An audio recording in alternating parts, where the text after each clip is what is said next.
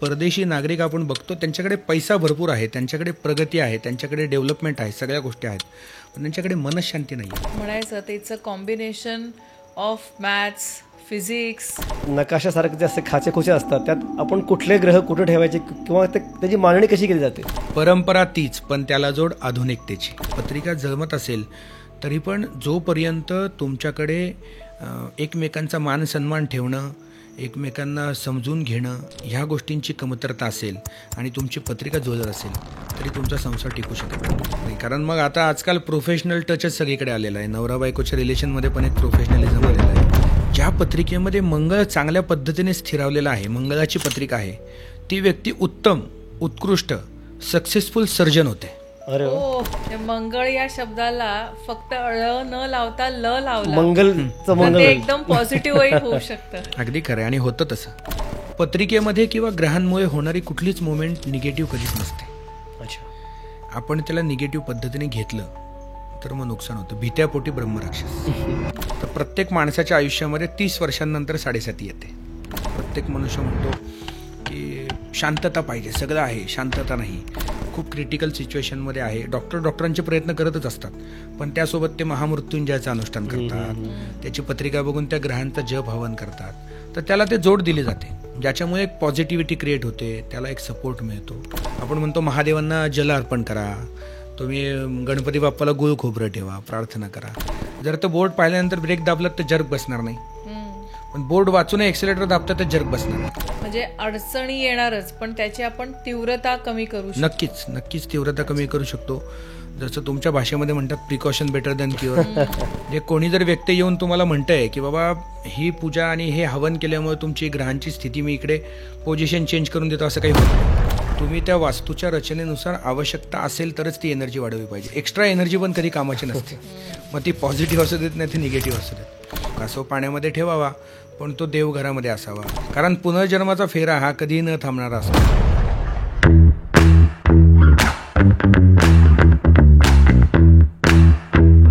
घरात कितीही शांतता ठेवायचा प्रयत्न केला तरी वाद का होतात. सतत पैसे वाचवायचा प्रयत्न करतोय, पण हातात पैसेच उरत नाहीत. नवीन व्यवसाय सुरू केला की अडथळे का येतात, आणि लग्न करायचं म्हटलं की कुंडली का जमत नाही. असं का होतंय? नशिबात सुखच नाहीये का माझंच नशीब फाटकंय? नमस्कार, तुम्ही बघता आमचा खास पॉडकास्ट, जिथे जीवनावर परिणाम करणाऱ्या गूढ आणि रंजक गोष्टीविषयी आपण बोलणार आहोत.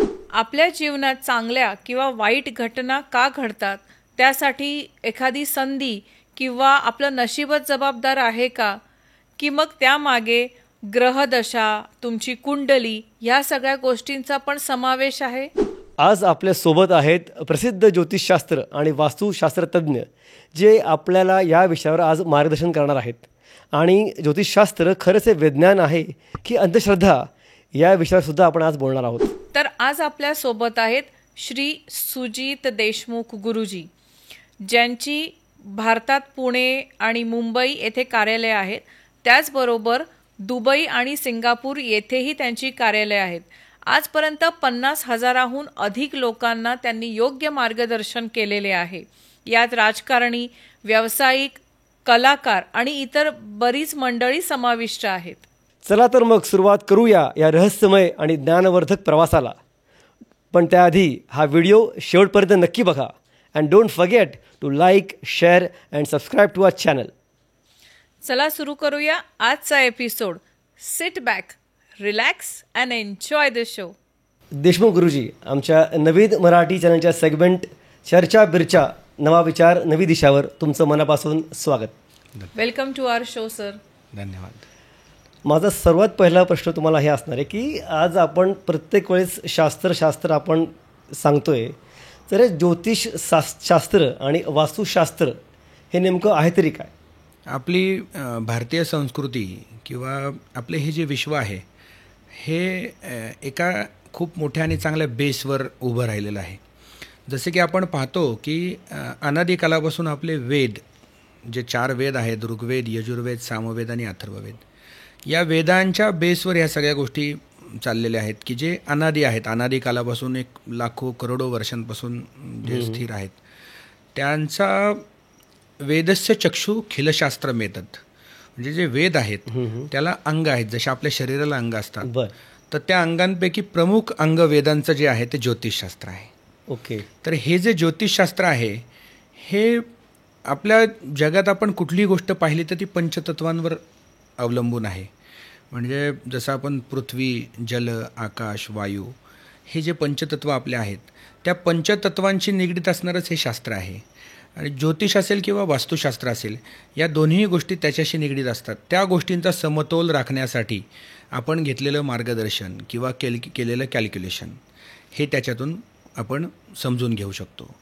तर त्यामुळे ज्योतिषशास्त्र हे आपल्या अवकाशामध्ये जे नवग्रह आहेत त्या नवग्रहांशी संबंधित असलेलं शास्त्र आहे.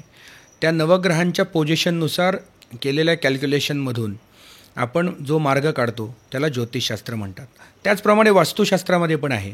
आपली वास्तू बांधत असताना राहतं घर आहे किंवा गोष्टी आहेत त्याच्यामध्ये ह्या सगळ्या 5 गोष्टींचा आपल्याला समतोल राखता आला किंवा समतोल करावा याला वास्तुशास्त्र आणि ज्योतिषशास्त्र म्हणतात. सो गुरुजी, एक क्युरिओसिटीचा प्रश्न आहे की जिथे लोक करिअर म्हटलं की पहिलं येतं की मला डॉक्टर व्हायचं आहे, कुणाला इंजिनियर व्हायचं आहे, कुणाला CA व्हायचं आहे, कुणाला MBA करायचं आहे. तर आजच्या ह्या करिअर ओरिएंटेड जगात तर तुम्ही हे फील्ड का चूज केलं आणि काय कारण होतं, कसं तुम्ही या फील्डमध्ये आलात? वयाच्या 8व्या वर्षापासून, म्हणजे मी 8 वर्षांचं होतो तेव्हाच मी आईवडिलांपासून गुरुकुल परंपरा जी आपली पूर्वापार चालत आलेली आहे त्या गुरुकुल परंपरेमध्ये जाऊन ह्या सगळ्या गोष्टींचं शिक्षण घेतलं. वयाच्या 8व्या वर्षापासून मी आईवडिलांपासून दूर गुरूंच्या सान्निध्यात राहून हे सगळं शिक्षण घेतलं. महर्षी वेदव्यास प्रतिष्ठान नावाची आमची संस्था आहे. त्या संस्थेमध्ये परमपूज्य स्वामी गोविंददेव गिरीजी महाराज यांच्या अध्यक्षतेखाली, यांच्या मार्गदर्शनाखाली आमचे असे 40 वेदविद्यालय पूर्ण भारतामध्ये चालतात. हो हो. बर. आणि तिथे उपनयन संस्कार जो बालपणी केला जातो तो उपनयन संस्कार झाल्यानंतर परमेश्वराची इच्छा असेल किंवा माझं प्रारब्ध असेल, आमच्या घरामध्ये कुठल्याही या गोष्टीचा बॅकग्राऊंड नाही. माझे वडील गव्हर्नमेंट सर्वंट, आई हाऊसवाईफ, हे नसतानाही माझ्या मनामध्ये इच्छा प्रकट झाली की आपल्याला हे शिक्षण घेतलं पाहिजे. आणि मी हट्ट करून या शिक्षणासाठी गेलो आणि हे शिक्षण तिथे 7 वर्ष गुरु घरी, म्हणजे मी आळंदी आणि पुष्कर राजस्थानमध्ये राहून या सगळ्या गोष्टींचं शिक्षण घेतलं.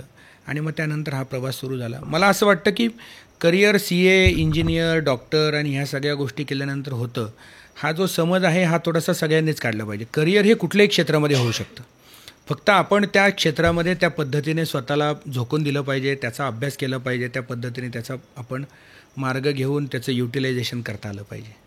तर हा एक परमेश्वराचाच काही आशीर्वाद असेल की मी या क्षेत्रामध्ये आलो. पण तुम्ही हे क्षेत्र निवडणार म्हटल्यावर तुमच्या आई वडिलांचं काय म्हणणं होतं? सुरुवातीला सगळ्यांचाच विरोध होता, कारण कोणाला या क्षेत्राबद्दल फार माहिती नव्हती. साहजिकच. हां, घरामध्ये सगळेच करिअर म्हणजे कोणी बिझनेस करत होतं, नातेवाईकांमध्ये कोणी नोकरी करत होतं. बरेच जण ज्यावेळेला शिक्षणासाठी गेलो आईवडिलांना भेटून म्हणाले तुमच्या मुलाचं तुम्ही नुकसान करताय, भविष्यात हा काय करेल, काय गोष्टी होतील माहीत नाही. आणि हे सगळं असतानाही माझी दृढ इच्छा होती आणि आईवडिलांचा सपोर्ट पहिल्या दिवसापासून होता की तुला योग्य वाटते ना तू कर. ते जास्त महत्त्वाचं. आणि त्या सपोर्टवर, त्याच ताकदीवर मी हे सगळं शिक्षण घेतलं आणि आज हा प्रवास इथपर्यंत आला. पण सर, आताच्या आधुनिक काळात जिथं सगळंच शास्त्रोक्त हवं असतं आपल्याला, तर अशा वेळी या ज्योतिषशास्त्रावर अवलंबून राहावं का? आणि ते कितपत, त्याला शास्त्रीय आधार कितपत आहे? तर आपण पाहतो की धावपळीचं युग आहे. प्रत्येक मनुष्य आपलं करिअर, आपला परिवार, आपल्या ह्या सगळ्या गोष्टींमध्ये हा विचार करतो की माझ्या परिवाराला सुखशांती समाधान मिळू देत, सगळ्या गोष्टी असू देत, म्हणून तो दिवस रात्र काम करतो, कष्ट करतो. पण ज्योतिषशास्त्र हे असं शास्त्र आहे की ज्याला खूप मोठा बेस आहे. हजारो लाखो वर्षांपूर्वी आपल्या ऋषीमुनींनी ह्या सगळ्या गोष्टींचं कॅल्क्युलेशन करून सगळ्या गोष्टी आणल्या.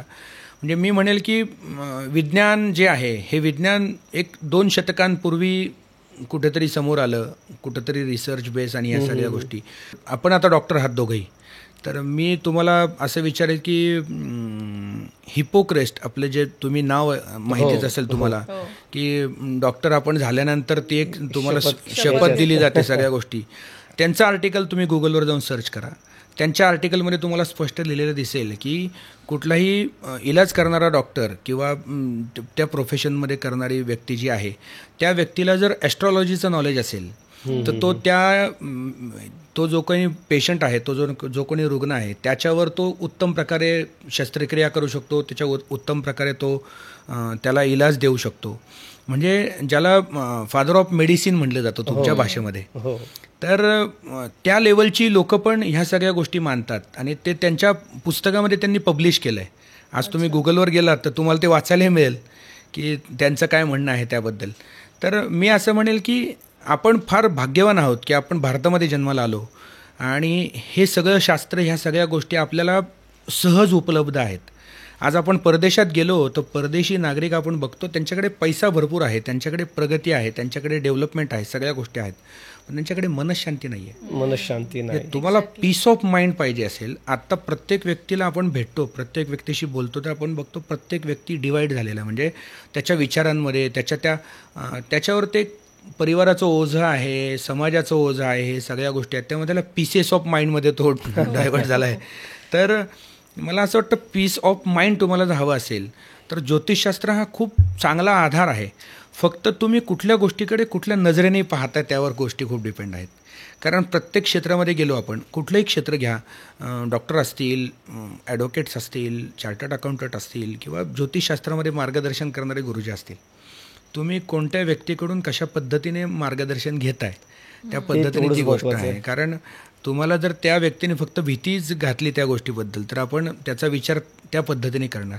म्हणजे जसा चष्मा आपल्या डोळ्यावर आहे तशी दुनिया आपल्याला असणार आहे. बरोबर. पण माझं असं म्हणणं आहे की ज्योतिषशास्त्राला खूप चांगला बेस आहे. कॅल्क्युलेशन करून व्यवस्थित मार्गदर्शन घेतलं, व्यवस्थित उपासना केल्या गेल्या. कारण ह्या नवग्रहांचे पण वेगवेगळे स्वभाव आहेत. त्या प्रत्येक ग्रहाकडे एक वेगळी ताकद आहे, त्या ग्रहाकडे एक वेगळं काय म्हणतो आपण, एक तत्व आहे त्याचं. तर योग्य वेळी योग्य ग्रहाची उपासना केली, योग्य गोष्टी केल्या तर त्याच्यातून नक्कीच आपल्याला फायदा होतो. म्हणजे थोडक्यात म्हणायचं तर it's a combination of maths, physics, हे सगळंच आलं त्याच्यात. नक्कीच त्याच्यामध्ये ह्या सगळ्या गोष्टींचा बेस आहेच आहे. कारण तुम्ही पाहिलं असेल की शस्त्रक्रिया हा विषय जो आहे हा आपल्या जनकच आपले ऋषी आहेत की ज्यांनी ह्या शस्त्रक्रियेला सुरुवात केली किंवा जे काही डायग्नोस आपण करतो गोष्टी, ह्या सगळ्या गोष्टींचं पूर्वापार चालत आलेलं हे आहे. जसं की आयुर्वेद आहे, आपलं योगा आहे. जसं की आपण म्हणतो की एक्सरसाइज प्रॉपर झाली तर माणसाचं शरीर चांगलं राहतं. कारण परमेश्वराने देताना ते आपल्याला त्या प्रत्येकाला सगळं सारखंच दिलेलं आहे. पण मग त्याच्यामध्ये एनर्जी कुठल्या पद्धतीची आहे, म्हणजे ती पॉझिटिव्ह आणि निगेटिव्ह एनर्जी, या सगळ्या गोष्टींचा समतोल राखण्यासाठी, त्याची पॉझिटिव्हिटी वाढवण्यासाठी आपण ह्या वास्तुशास्त्राचा आधार घेऊ शकतो की ज्याच्यातून माणसाची आपली मानसिकता जी आहे ती मानसिकता चांगली व्हायला मदत होते. खरंच. सर,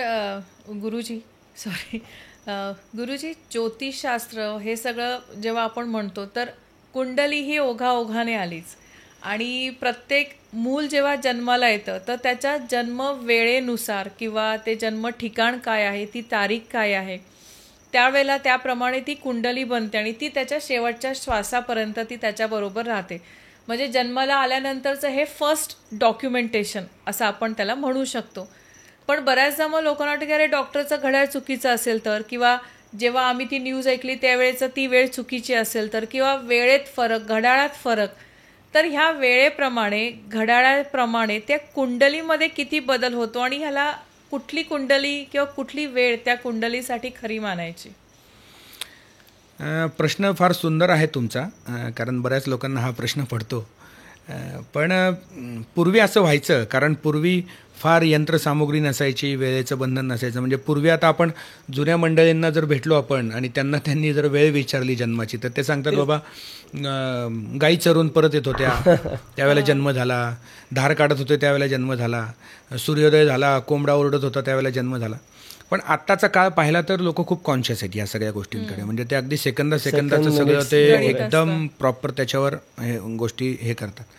तर वेळ आणि त्याचं स्थान, वेळ, ह्या गोष्टींना फार महत्त्व आहे. कारण ज्या वेळेला तुमचा जन्म झालेला आहे त्यावेळेला त्या अवकाशामध्ये असलेल्या ग्रहांची जी पोझिशन असते ती तुमच्या कुंडलीच्या रूपाने त्या ठिकाणी मांडली जाते आणि त्याच्यावर खूप काही गोष्टी डिपेंड असतात. म्हणून एक्झॅक्ट वेळ असणं तर गरजेचं आहेच आहे. पण ज्योतिषशास्त्रामध्ये ज्यांच्याकडे वेळ नाही, ज्यांच्याकडे टायमिंगचं थोडंफार कन्फ्युजन आहे, या लोकांसाठी कुंडली नावाचा पण एक भाग त्याच्यामध्ये आहे, अच्छा. की ज्याच्या आधारावर आपण त्यांच्या प्रश्नांची उत्तरं घेऊ शकतो. की ज्या वेळेला त्यांनी प्रश्न विचारलेला आहे आपल्याला, त्यावेळेला ग्रहांच्या पोझिशननुसार आपण त्या ग्रहांच्या कॅल्क्युलेशननुसार त्यांना मार्गदर्शन करू शकतो, त्याच्यातून मार्ग काढू शकतो. म्हणजे कुंडली एक्झॅक्ट बनवताना हे जे आपण घटक म्हटले हे सगळे आहेत त्यामध्ये, पण त्यात जे नकाशासारखे जे असे खाचेखोचे असतात त्यात आपण कुठले ग्रह कुठे ठेवायचे किंवा त्याची मांडणी कशी केली जाते? म्हणजे आम्ही डॉक्टर आहोत, पण हे असं बघितलं वाटतं की हे काहीतरी वेगळं दिसतंय. ह्या बॉक्समध्ये त्या बॉक्समध्ये वेगळे वेगळे नंबर्स. हे कुंडली बनवताना तर हे काय गणित असतं त्याचं, त्याच्या मागचं? हे आता जसं आपण सोप्या भाषेत ऐकतोच बऱ्याच वेळेला की पंचांग, म्हणजे हे पंचांग जे आहे त्या पंचांगामध्ये ते सगळे कॅल्क्युलेशन्स असतात जे वर्षोनवर्ष ह्या गोष्टी चालत आलेल्या आहेत. पंचांग म्हणजे काय, त्याला 5 अंग आहेत: तिथी, वार, नक्षत्र, योग आणि करण. या 5 गोष्टींच्या बेसवर ते पंचांग तयार होतं. आणि ग्रहांची जी पोझिशन असते, जसं प्रत्येक ग्रहाला एक कालावधी आहे, त्याची मोमेंट ठरलेली आहे. 12 राशी आहेत आपल्या: मेष, वृषभ, मिथुन, कर्क, सिंह, कन्या, तुला, वृश्चिक, धनु. तर या 12 राशींमध्ये त्या प्रत्येक ग्रहाची मोमेंट ठरली आहे. आपण जर पाहिलं तर सगळ्यात फास्ट मुवमेंट करणारा कोणता ग्रह आहे तो चंद्र. तर तो 2-2.5 दिवसांनी प्रत्येक पुढच्या राशीमध्ये मुवमेंट करतो. तसं प्रत्येक ग्रहाचा एक कालावधी ठरलेला आहे. गुरु ग्रह पाहिला तर आपण तो 13 महिन्यांनंतर पुढच्या राशीमध्ये जातो, तेव्हा त्याची ती पोझिशन त्या राशीमध्ये फिक्स असते. शनी पाहिला तर शनी हा मंद गतीने चालतो, तो 2.5 वर्षांनंतर पुढे मुवमेंट करतो. तर म्हणून आपण जन्माची वेळ असेल, तो ग्रह कोणत्या राशीमध्ये आहे, आणि एक लग्न पाहिलं जातं की जे लग्न 1.5-2 तासांनंतर चेंज होतं. तर त्यानुसार ते जे नंबर्स आपण पाहतो आपल्या कुंडलीमध्ये, ते नंबर्स डिफाईंड होतात की कुठलं लग्न आहे. वृषभ लग्न असेल तर 2 आकडा पहिल्या घरामध्ये येतो. जर मकर लग्न असेल तर 10 आकडा तिथे येतो. मग तिथून पुढे ते 10, 11, 12, 1, 2, 3, 4, 5, 6, 7, 8, 9. अच्छा. जर तिथे वृषभ लग्न असेल तर पहिला आकडा 2 येईल. 2, 3, 4, 5, 6, 7 असं 12. तर ह्या मग ते नंबर्स जातात. मग नंबर्स म्हणजे त्या राशी, आणि मग त्या राशीमध्ये असणारी ग्रहांची जी पोझिशन आहे त्या पद्धतीने त्या ग्रहांची मांडणी केली जाते. आणि त्या मांडणीनुसार त्याच्या भविष्यामध्ये काय गोष्टी घडतील याचं आपण एक गणित मांडू शकतो, आणि त्यातून त्या गोष्टी पुढे मार्गी लागतात. गुरुजी, तुम्ही आता लग्न ह्या विषयावर बोललात. आता कुंडली पत्रिका आणि लग्न ह्याचा खूप जवळचं कनेक्शन आहे. पण लोक असं आता आजकाल जसं आपण बघतो की समाजात डिवोर्सचं प्रमाण पण खूप वाढत चाललंय. तर मग ही जी जनरेशन आहे आत्ताची, आमची मुलं म्हणा किंवा आमच्या जनरेशनमध्ये थोडेसे आमच्यापेक्षा मोठे असतील, बरेच जण म्हणतात की पत्रिका बघून लग्न केलं तरी हे डिवोर्स होण्याची शक्यता असते, किंवा पत्रिका न बघता केलेली लग्न सुद्धा टिकतात. तर ह्याबाबत तुम्ही आता गायडन्स द्या की काय एक्झॅक्टली हे आहे, हा घोळ काय आहे, पत्रिका बघायची की नाही बघायची? आता मी प्रॅक्टिस करत असताना मी गेल्या आता 17-18 वर्ष प्रॅक्टिस करतोय, आणि याच्यामध्ये खूप वेगवेगळ्या लोकांना भेटण्याचा प्रसंग आला, वेगवेगळ्या प्रश्नांना सामोरं जावं लागलं, वेगवेगळी उत्तरं देणं किंवा मार्गदर्शन करणं. आता ही प्रॅक्टिस करत असताना ज्यावेळेला देशाविदेशामध्ये आम्ही काम करतो, तर एक सहज सुचलेलं स्लोगन आमचं आहे, जे आम्ही बऱ्याच वर्षांनी ज्याला रजिस्टर आम्ही करून घेतलं, आमचं लोगो आणि आमचं स्लोगन: परंपरा तीच पण त्याला जोड आधुनिकतेची. अच्छा. परंपरा तीच पण त्याला जोड आधुनिकतेची. ओके. त्याचं कारण काय आहे की आत्ताची पिढी, म्हणजे आता तुम्हाला जर नेक्स्ट जनरेशनला या सगळ्या गोष्टी समजून सांगायच्या असतील तर तुम्ही पारंपरिक पद्धतीने गेलात तर समजतीलही, पण त्याला तुम्ही कुठला तरी एक टच देणं गरजेचं आहे. तुम्ही जोपर्यंत त्यांना आत्ताच्या परिस्थितीनुसार समजून सांगत नाही तोपर्यंत ते ॲक्सेप्ट करत नाहीत, आणि ते ॲक्सेप्ट होईपर्यंतच आहे. कारण ह्या सगळ्या गोष्टींची प्रचिती आल्यानंतर माणूस परत युटर्न घेत नाही. बरोबर. पण ती प्रचिती येईपर्यंत त्याला तिथे न्यावं लागतं. जसं तुम्ही लग्नाबद्दल आत्ता प्रश्न विचारलात, तर लग्न हा विषय असा आहे की जन्मपत्रिकेवरून तुम्ही नक्कीच मार्गदर्शन घेऊ शकता. आता लग्न ठरवत असताना 36 गुण असतात, ज्याच्यामध्ये 8 सब्जेक्ट्समध्ये ते सगळं डिवाईड केलेलं आहे: वर्ण, वश्य, तारा, योनिमैत्री, ग्रहमैत्री, राशी, गण आणि तुमचं नाडी. या 8 गोष्टींमध्ये ते सगळं कॅल्क्युलेशन केलं जातं. तर ह्या गोष्टींचं कॅल्क्युलेशन प्रत्येक गोष्टीसाठी आहे. तुमचं कॉर्डिनेशन कसं असेल, तुमचं फिजिकल रिलेशन कसं असेल, तुम्हाला संतती कशी होईल, किंवा संपत्तीच्या दृष्टिकोनातून गोष्टी कशा असतील, ह्या सगळ्या गोष्टींचं कॅल्क्युलेशन करून आपण मार्गदर्शन करतोच. आता तुम्ही पूर्वी पाहिलं, तुमच्या आमच्या आईवडील जर पाहिलं, त्यांचा संसार पाहिला तर तो सुखाचाच झाला आहे. तो का सुखाचा झाला? कारण त्यावेळेला टेक्नॉलॉजीच्या मागे ही मंडळी पळत नव्हती. आणि हजबंड वाईफ रिलेशन, नवरा बायकोचं जे काही संबंध रिलेशन होतं, नवऱ्यावर बायकोचा पूर्ण विश्वास असायचा. बरोबर. म्हणजे आपण त्याला एक आत्ताच्या भाषेमध्ये म्हणायचं म्हटलं तर पुरुष प्रधान देश होता. आता खांद्याला खांदा लावून पुरुष आणि स्त्री एकत्र काम करतात, इन्कम सोर्स दोघांनाही असतात. त्यामुळे मग एक डोक्यामध्ये काय असतं की मला तुझी गरज नाही आणि तुला माझी गरज नाही, मी माझी सक्षम आहे. हे झालंच पाहिजे, ही आत्ताची काळाची गरज आहे की दोघांनी केलं पाहिजे, कमवलं पाहिजे, सगळं आहे.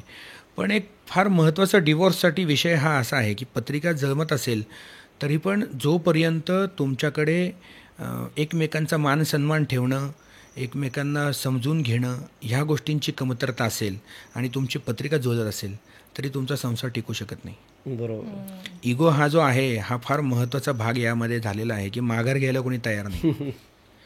तर ते जोपर्यंत तुम्ही करत नाही, तुमचे 36 गुण जुळत असतील तरी तुमची गडबड होणार. आणि मी लोकांना असंही सांगतो, ग्रहांची स्थिती चांगली आहे, गोष्टी चांगल्या आहेत आणि 20च गुण जुळत असतील तरी तुम्ही पुढे जा. पण त्यावेळेला ते कधी टिकतं लग्न, ज्यावेळेला त्यांची पण तयारी पाहिजे. म्हणजे मी असं म्हणेल की 60-40चा रेशो आपण ठेवूया. 60% आपण ज्योतिषशास्त्र आणि 40% तुमची ॲडजस्टमेंट पण फार गरजेची आहे. मानसिकता जी तुमची असते दोन्ही जुळल्या पाहिजेत. नाही तर नुसती पत्रिका जुळून उपयोग नाही, त्या संसाराला मग अर्थ राहत नाही. कारण मग आता आजकाल प्रोफेशनल टचच सगळीकडे आलेला आहे. नवरा बायकोच्या रिलेशनमध्ये पण एक प्रोफेशनलिझम आलेला आहे. तर तो संवाद जो कमी झालेला आहे, संवाद कमी झाला की वादाला सुरुवात होते. तर संवाद वाढला पाहिजे तर ती पत्रिका जुळून उपयोग आहे, नाहीतर गडबडच आहे सगळी. थोडंसं मी ह्याच गोष्टीला पुढं मला विचारणार आहे की पत्रिका आपण बघतोच आहे कुठल्या राशीचा कसं जे आहे ते, पण कुठल्या राशींसोबत पटणार आहे असं काही आहे का? म्हणजे ह्या राशी लोकांसोबत लग्न करावं, या लोकांनी करू नये, ह्यांचं पटणार नाही, काहीतरी त्यात असं काही बेस त्याला आहे का? म्हणजे लोकांनी आधीच सावधगिरी बाळगली बरी असं मला वाटतं. याला पॅरामीटर्स खूप आहेत. म्हणजे प्रत्येक राशीला एक स्वामी आहे. 12 राशी आहेत: मेष, वृषभ, मिथुन, कर्क, सिंह, कन्या, तुळ, वृश्चिक, धनु, मकर, कुंभ, मीन. या 12 राशींचे स्वामी वेगवेगळे आहेत. म्हणजे तर त्या राशी स्वामींनुसार त्या व्यक्तींचे स्वभाव, गुणधर्म, एकमेकांना ॲडजस्टमेंट, ह्या सगळ्या गोष्टी असतात. कारण 2 वेगवेगळ्या परिवारातली मंडळी एकत्र आली की त्यांच्या विचारांमध्ये तफावत असणारच आहे. म्हणजे आपण एक 20-25 वर्ष एका परिवारात वाढलेली मुलगी आपल्या घरामध्ये आल्यानंतर दुसऱ्याच दिवशी आपल्यासारखी वागेल किंवा आपल्या विचारांमध्ये संमिलित होईल असं नसतं. तर त्यासाठी काय आहे महत्त्वाचं, मी सांगेल की एक षडाष्टक नावाचा दोष सांगितला गेला आहे की षडाष्टक. तर त्या षडाष्टक नावाचा जर दोष असेल तर त्यावेळेला मात्र टाळलं पाहिजे. म्हणजे षडाष्टक म्हणजे 6 आणि 8, आपल्या राशीपासून 6वी किंवा 8वी रास असेल तर ते षडाष्टक म्हणलं जातं. तर ते टाळलं पाहिजे. म्हणजे आता मित्रग्रह पाहिले पाहिजेत की शुक्र, शनी, म्हणजे शनी मंगळ असतील, गोष्टी असतील तर 2 तापट स्वभावाची व्यक्ती एकत्र आल्या तर मग गडबड होते. तर अशा पद्धतीने त्यांनी तो विचार करून, किंवा मी असं म्हणेल ढोबळ अंदाजाने आपण सांगायला सांगू आत्ता, पण ते योग्य मार्गदर्शन घेऊनच पुढे गेलं तरी चांगलं राहणार. एक अंदाज की शुक्राची रास असेल तर त्याला तो सपोर्ट करणारा ग्रह आहे की शनी आहे. जसं की आपण मेष रास आहे ती मंगळाची आहे, तर वृषभ रास जी आहे ती शुक्राची आहे. जसं की मिथुन आणि सिंह राशीचं चांगलं जुळू शकतं, त्यांचा संसार चांगला होऊ शकतो. सिंह आणि कन्या राशीचं पण चांगलं पुढे मार्गक्रमण चांगलं होऊ शकतं. जसं की मेष आणि मिथुन राशीचंही चांगलं होऊ शकतं. तर अशा पद्धतीच्या कॉम्बिनेशनने आपण पुढे जाऊ शकतो. गुरुजी, तुम्ही आत्ता दोष जे किंवा मंगळ असेल अशा दोषांबद्दल जे म्हणत होता, असे बरेचसे दोष असतात ना, म्हणजे मग कुणाला मंगळ आहे असं म्हणतात, सर्पदोष आहे, हा आहे. तर असे कुठले दोष आहेत बेसिक आणि त्याचा तुमच्या आयुष्यात कसा विपरीत परिणाम होऊ शकतो? हां, आता मंगळ म्हणालो आपण तर हा फार बेसिक येणारा प्रश्न प्रत्येक माणसाला असतो. लग्न करायचं म्हणलं की मंगळाची पत्रिका सर्वात जास्त प्रचलित आणि बोलला जाणारा मंगळ आहे, मंगळ दोष आहे. तेच होतं की आपल्याकडे लोकांना सवय काय लागली आहे की थोडंसं चर्चेतून, वाचनापेक्षा चर्चेतून जास्ती पुढं जायचं. म्हणजे तो थोडासा शॉर्टकट आहे. तो शॉर्टकट असल्यामुळे सोपं पडतं की आपण गप्पा मारायला बसलो तर आपण म्हणतो अरे मंगळाची पत्रिका आहे, शनी 7:30 चालू आहे आणि आता गडबड आहे, गोष्टी आहेत. असं काही नसतं. मी जसं मगाशी म्हणालो तुम्हाला की थोड्या वेळापूर्वी आपण बोललो, कुठल्याही ग्रहाची उपासना जर आपण केली तर त्याची निगेटिव्हिटी नक्कीच कमी होते. म्हणजे असं कुठलीही पत्रिका नाही की ज्याच्यामध्ये सगळं अस्थिरच आहे. तर त्यामुळे मंगळ हा पण एक वेगवेगळ्या पद्धतीने मानला जातो. म्हणजे सौम्य मंगळ आहे, निर्दोष मंगळ आहे. तर म्हणजे तो जो कर्क राशीमध्ये असेल, मिथुन राशीमध्ये असेल, तर तो पूर्णपणे कन्या राशीमध्ये असेल तर तो निर्दोष मानला जातो.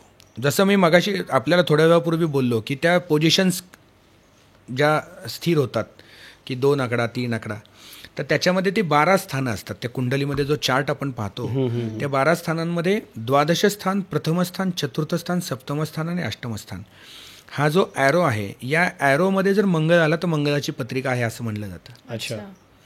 पण मग तो मंगळ कोणत्या राशीमध्ये आहे? तो कर्क राशीचा असेल तो निर्दोष मानावा, मिथुन राशीचा असेल तर तो निर्दोष मानावा, कन्या राशीचा असेल तो निर्दोष मानावा, तो नीचेचा असेल तो निर्दोष मानावा.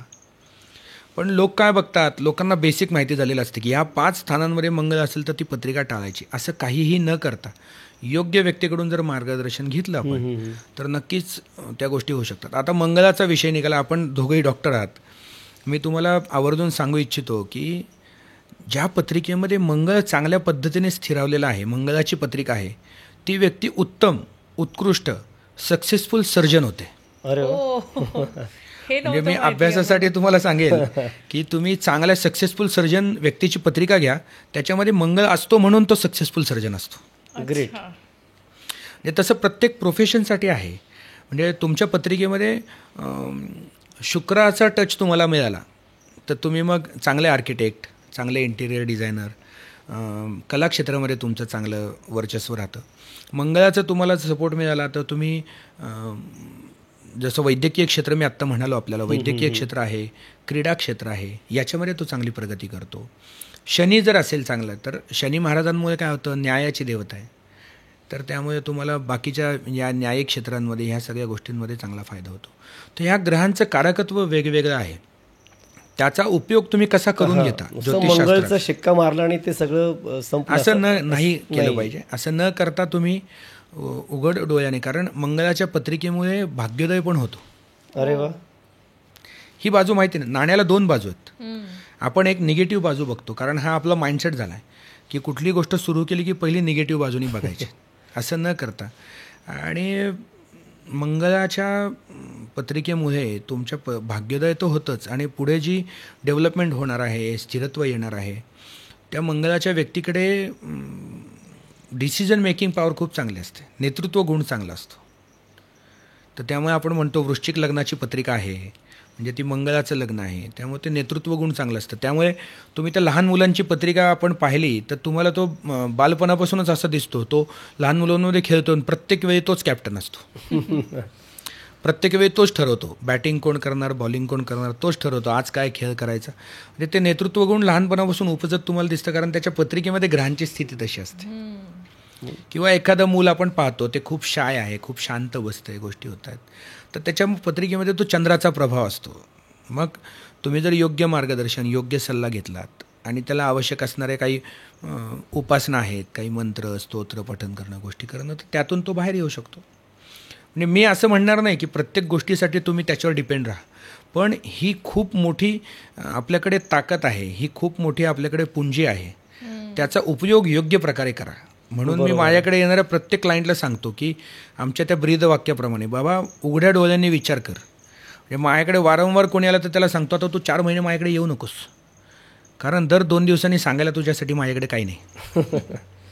कारण तुमचे कर्म पण फार महत्त्वाचे आहेत. म्हणजे फक्त पत्रिका बघून कुठल्याही गोष्टी होत नाहीत. म्हणजे राजयोग लोक म्हणतात माझ्या पत्रिकेमध्ये गजकेसरी केशरी योग आहे, माझ्या पत्रिकेमध्ये राजयोग आहे.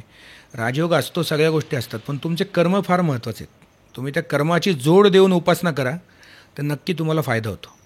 अगदी अगदी फार छान रीत्या मी समजवलं आहे की मंगळ नेमका आपण शिक्का लावतो की अमंगळ खराब आहे, पण त्याचे चांगले गुण पण आहेत. त्या गोष्टीचा आपण सगळ्यांनी विचार केला पाहिजे. मंगळ या शब्दाला फक्त न लावता ल लावला, मंगलचं मंगळ ते एकदम पॉझिटिव्ह होऊ शकतं. अगदी खरं, आणि होतं तसं. अजून एक जे आपण मगाशी बोललो की 7.5 एक प्रकार असतो.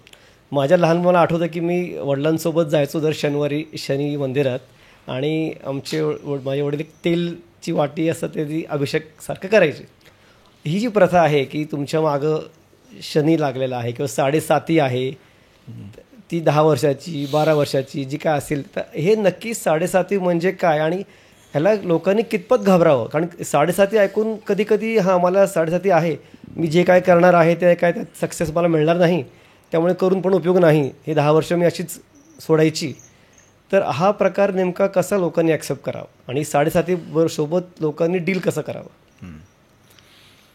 हा प्रत्येक माणसाला पडणारा प्रश्न आहे. कारण जनरल ज्यावेळेला गप्पा गोष्टी होतात त्यावेळेला जर ज्योतिषशास्त्राचा विषय निघाला तर पहिलं तुम्ही 7.5 या विषयावर माणूस पोचतो. आता या शब्दामध्येच सगळे 7.5 म्हणजे हा जो काळ आहे हा 7.5 वर्षांचा आहे. आणि ही जी 7.5 असते ही एका वेळेला 3 राशींना असते. जसं की आत्ताच आपण बोललो तर मकर, कुंभ आणि मीन रास या 3 राशींना आत्ता शनी 7.5 आहे. तर मकर राशीचा शेवटचा टप्पा आहे 2.5 वर्षांचा, कुंभ राशीचा मधला टप्पा आहे आणि मीन राशीचा पहिला टप्पा आहे.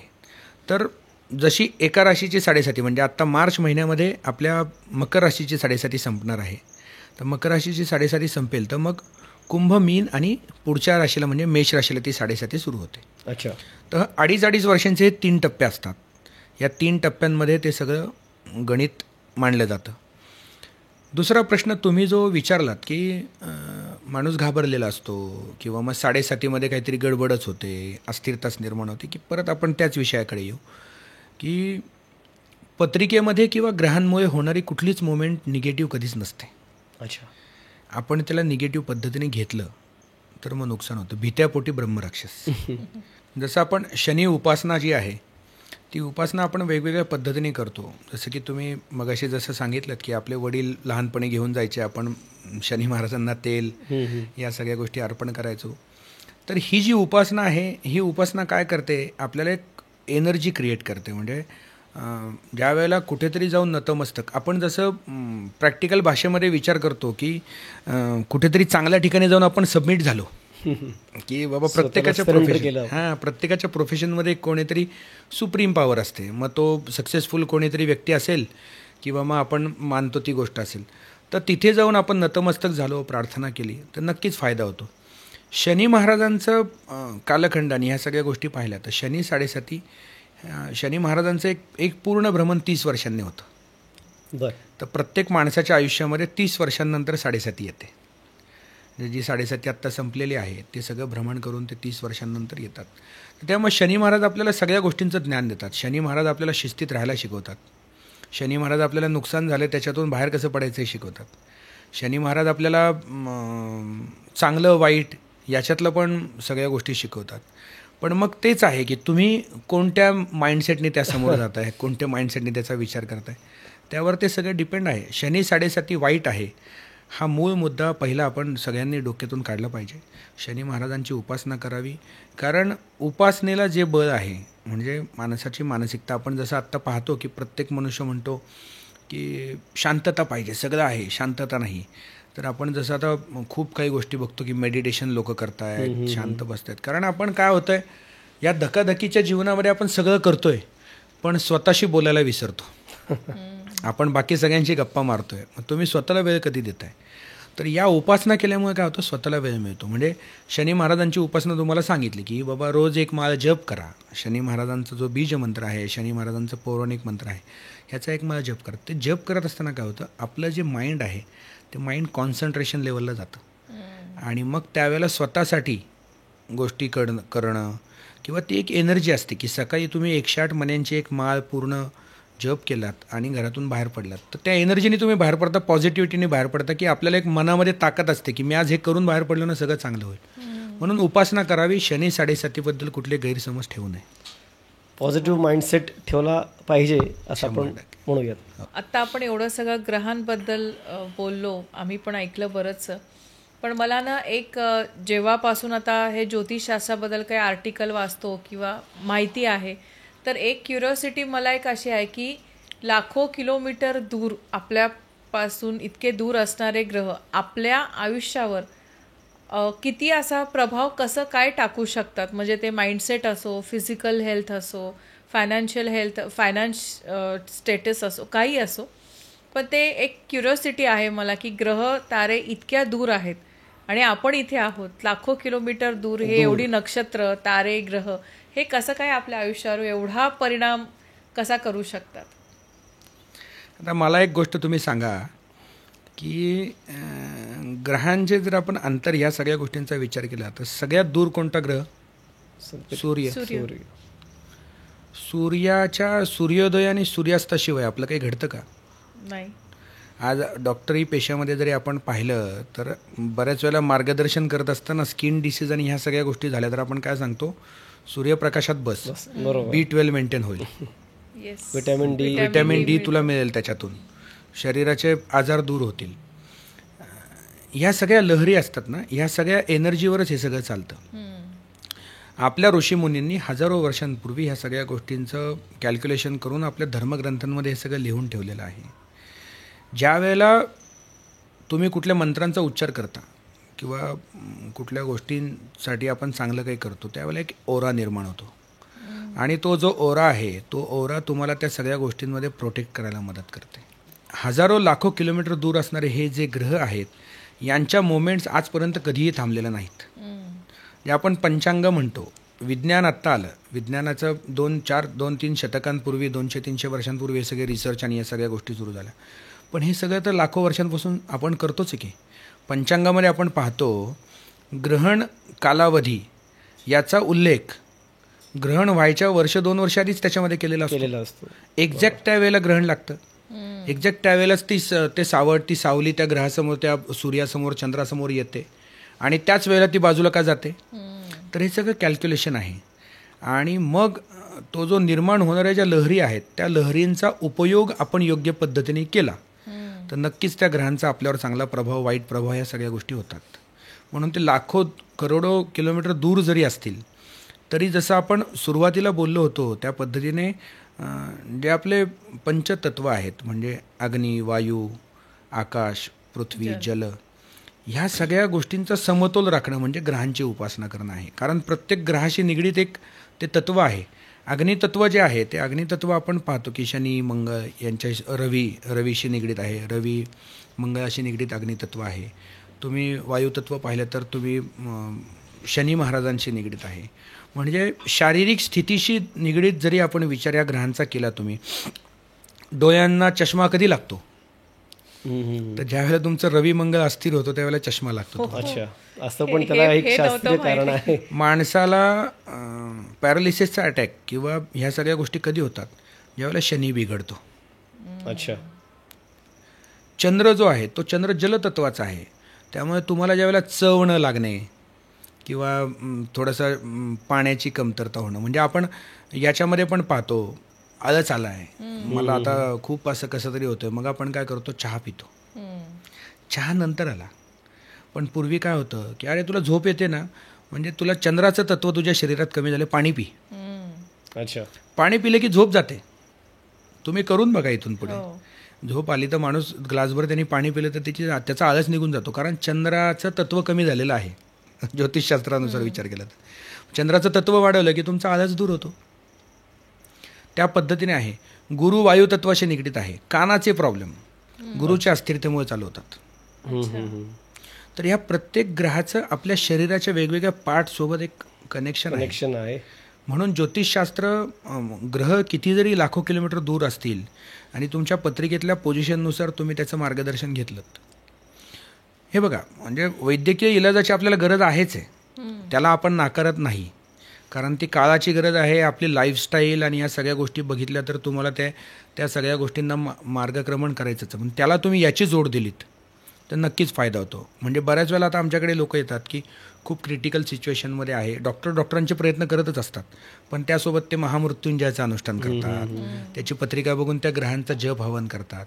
तर त्याला ते जोड दिली जाते, ज्याच्यामुळे एक पॉझिटिव्हिटी क्रिएट होते, त्याला एक सपोर्ट मिळतो. म्हणून लाखो किलोमीटर दूर जरी ग्रह असतील तरी त्यांचा उपयोग इथे आपण आपल्या ह्या सगळ्या गोष्टी करून नक्की करून घेऊ शकतो. फक्त मार्गदर्शन योग्य आणि ऑथेंटिक असलं पाहिजे, नक्कीच गरजेचं आहे. म्हणून मी तुम्हाला सुरुवातीला जे सांगितलं की वयाच्या 8व्या वर्षापासून हे शिक्षण घ्यायला गेलो. जसं आता प्रत्येक फील्डमध्ये तुम्ही पाहिलं तर इंटरनेट हा आता इतका वेगळा विषय झालेला आहे फार सोपं झालं आहे. म्हणजे बऱ्याच गोष्टी सांगितल्या की माणसाच्या हातात आता फोन असतो, तो लगेच टाकतो. पण तिथे तुम्हाला काय माहिती मिळू शकते, तुम्हाला ज्ञान नाही मिळू शकत. बरोबर. जर ज्ञान घ्यायचं असेल तर तुम्हाला त्याचं प्रॉपर स्टडी करणंच गरजेचं आहे. आणि योग्य अभ्यास करून योग्य मार्गदर्शन करणारी व्यक्ती शोधणं हीच एक महत्त्वाची कला आहे. ती कला आपल्याला वापरावी लागते. कारण चुकीच्या व्यक्तीने केलेलं मार्गदर्शन आपल्याला गडबडीमध्ये आणि अस्थिरतेमध्ये आणू शकतं. मग ते कुठलंही प्रोफेशन असू द्या, ज्योतिषाचं नाही. अगदी खरं. एक कोणतरी गुरु हा नेहमी हवाच, मार्गदर्शक हा गरजेचाच आहे. आपण आता बोललोच ओघाने की उपासना केली पाहिजे किंवा होम हवन केलं पाहिजे. पण ह्या ज्या गोष्टी आहेत, होम हवन करणं, मंत्रोच्चार करणं किंवा रत्न परिधान करणं, ह्या सगळ्या गोष्टी ह्या आपल्या आयुष्यातल्या समस्या कितपत सोडत सक्षम असतात? क्या खरंच या सगळ्या गोष्टी केल्याने की आज माझा जो रत्न आहे हा अमुक अमुक मला घातला पाहिजे, तर असं सगळं हे केल्याने खरंच का आपल्या समस्या कमी होऊ शकतात का? हा माझा मोठा प्रश्न असणार आहे. कारण प्रत्येकाला माणसांना माहिती आहे की हे रत्न घातल्यावर अमुक अमुक होणार आहे, या राशीला हे रत्न सोयीस्कर आहे. तर ह्याच्याबद्दल तुम्ही काय सांगा? हा प्रश्न ऐकून परत मी बेस जो आपण बोललो त्याच्यावर येतो. पंचतत्व, प्रत्येक गोष्ट परत तिथेच निगडीत आहे. तुम्ही कुठल्याही गोष्टी बघितल्यात तर हवन केल्याने काय होतं, हवन आपण करतो त्याच्यामध्ये जे काही द्रव्य अर्पण करतो आपण, वेगवेगळ्या संहिता आहेत, वेगवेगळे हवीरद्रव्य आहेत, वेगवेगळ्या वनस्पती आहेत, ह्या सगळ्यांचं हवन केलं जातं. त्याच्यातून वायुतत्व निर्माण होतं. आणि तो जो वायूचा सुगंध आहे, आता मी परवा एक काही दिवसांपूर्वी एक आर्टिकल पेपरमध्ये आलं होतं, पब्लिश झालं होतं. त्याच्यामध्ये एक सायंटिस्ट आहेत, त्या सायंटिस्टने हे सगळं तो ओरा पाहिला हवन केल्यानंतर. एक चांगलं हवन झाल्यानंतर 100 यार्ड जी जागा आहे ती सगळी पॉझिटिव्ह झाली, ती सगळी शुद्ध झाली. हे त्यांनी पॅरामीटरमध्ये सगळं घेतलं. तर हवन केल्याने काय होतं, वायुतत्वाची निर्मिती झाली. वायुतत्वाची निर्मिती झाल्यामुळे त्या सगळ्या त्या गोष्टींमध्ये एक एनर्जी क्रिएट झाली आणि त्याच्यातून गोष्टी चांगल्या होतात. रत्न म्हणजे काय, रत्न हे पृथ्वी तत्व आहे, नॅचरल आहे ना, नॅचरल स्टोन आहे, ते जमिनीतून आलेले आहेत, ते कुठून आर्टिफिशियल तयार झालेले नाहीत. मग काय केलं, त्या रत्नांचा आधार घेऊन आपण आपलं पृथ्वी तत्व मेंटेन केलं, त्याचा समतोल राखला गेला. उपासना, जसं आपण याला कुठल्या तरी देवाला जातो, आपण म्हणतो महादेवांना जल अर्पण करा, तुम्ही गणपती बाप्पाला गुळ खोबरं ठेवा, प्रार्थना करा.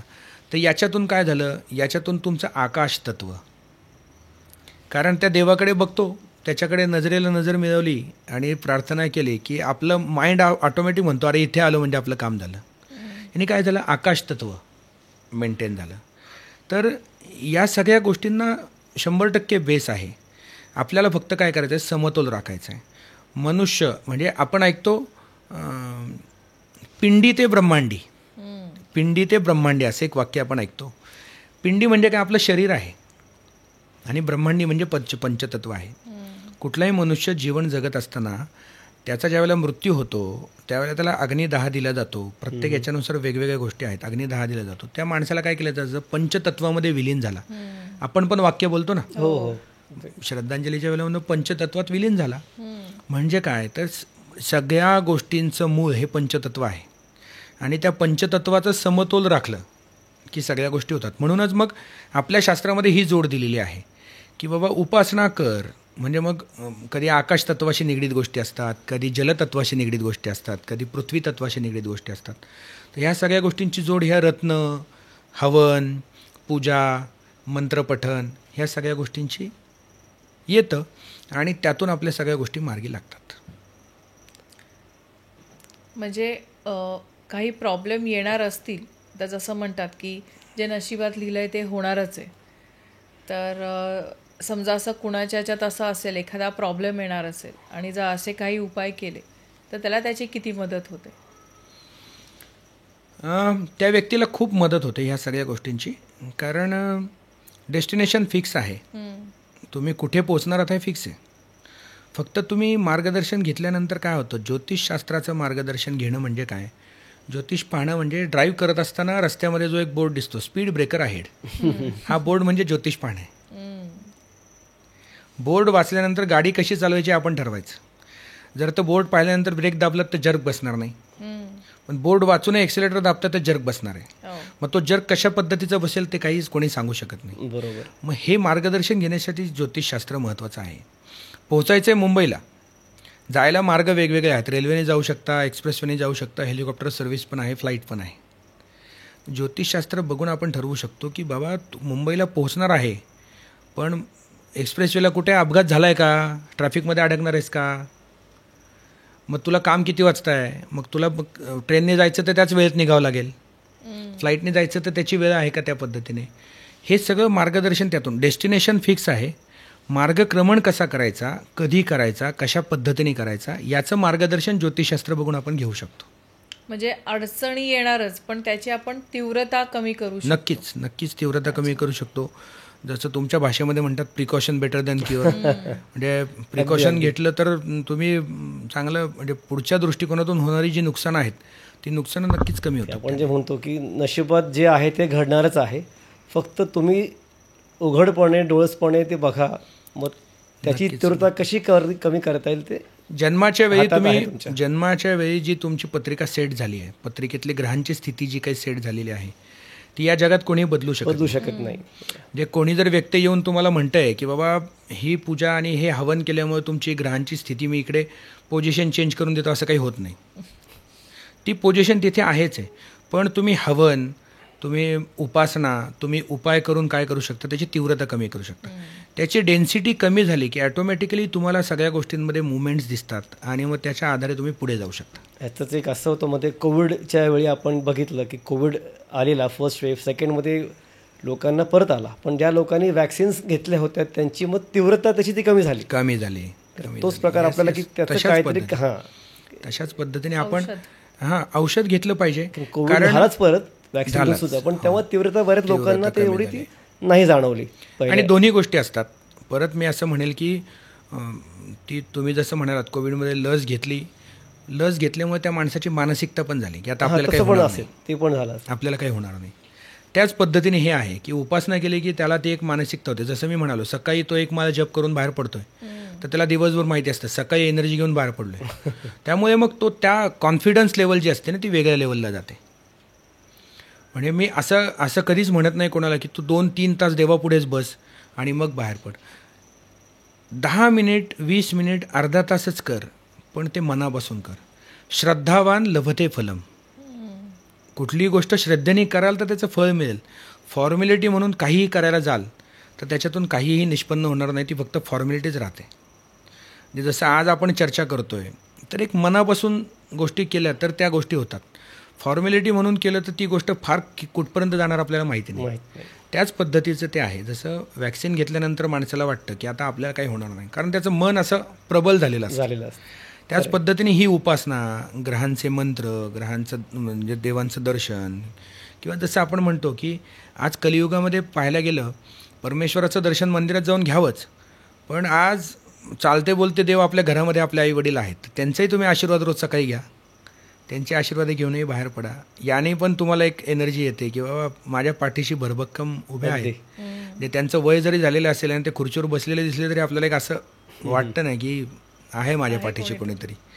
तर हा सगळा जो विषय आहे हा आपली मानसिकता किंवा आपले जे विचार आहेत ना ते समतोल राहण्यासाठी फायदा होत आहेत. तर वास्तुशास्त्र म्हणजे एक्झॅक्टली काय, आणि जसं आपण घर बांधताना, ऑफिस असेल किंवा आपली व्यवसाय जिथे करायचा आहे, कुठलीही वास्तू जी आपण घेतो तर त्याला वास्तुशास्त्राप्रमाणे कन्सल्टिंग केल्याने किंवा न केल्याने शुभ अशुभ हे काय आहे, सगळं शास्त्र काय आहे याच्यात?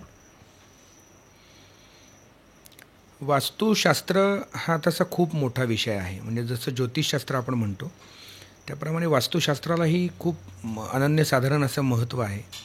आपण ज्या वास्तूमध्ये राहतो, ज्या वास्तूमध्ये काम करतो, त्याची असणारी जी रचना आहे त्या रचनेवर खूप काही गोष्टी निर्भर असतात. म्हणजे जसं की ती जमीन कुठल्या पद्धतीची आहे, त्या जमिनीमध्ये पूर्वी काय गोष्टी घडल्यात, कशा पद्धतीने आहे हे आपल्याला काही माहिती नसतं. आत्ताच्या युगामध्ये तर आपण एखादा फ्लॅट बुक करतो आणि त्याचं पोझिशन मिळेपर्यंत आपल्याला माहिती नसतं की आपली भिंत कोणाची आणि शेजारची कोणाची.